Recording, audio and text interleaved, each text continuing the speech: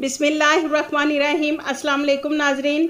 आज की हमारी वीडियो इंडियन भाइयों के लिए है जो छुट्टी गए और सफरी पाबंदी की वजह से फंस गए।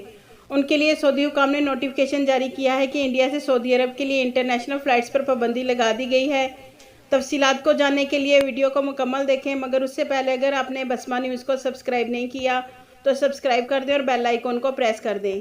नीज़ हमारी वीडियो को ज़्यादा से ज़्यादा फेसबुक, व्हाट्सएप और ट्विटर पर शेयर करना मत भूलिएगा।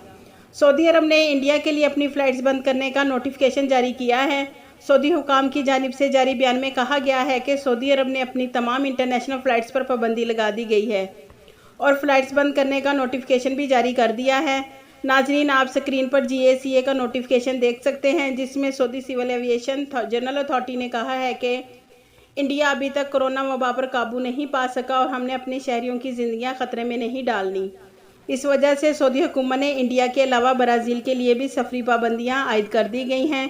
ताहम पाकिस्तान को कोरोना वबा से काबू पाने की वजह से सफरी पाबंदियों की वजह से कोई पाबंदी नहीं है। जैसा कि नाजरीन आप जानते हैं कि इंडिया में कोरोना वायरस बहुत ज़्यादा फैल चुका है और रोज़ाना की तादाद में बढ़ते हुए कोरोना के काफ़ी ज़्यादा केसेस रिकॉर्ड हो रहे हैं। तो नाजरीन, इस वजह से सऊदी हुकूमत ने इंडिया से इंटरनेशनल फ़्लाइट्स पर पाबंदी लगा दी है। अब ये पाबंदी उस वक्त तक रहेगी जब तक कोरोना वबा पर काबू नहीं पा लिया जाता। जब तक इंडिया में कोरोना केसेस की तादाद कम नहीं हो जाती, उस वक्त तक सऊदीया के लिए तमाम इंटरनेशनल पर पाबंदी है।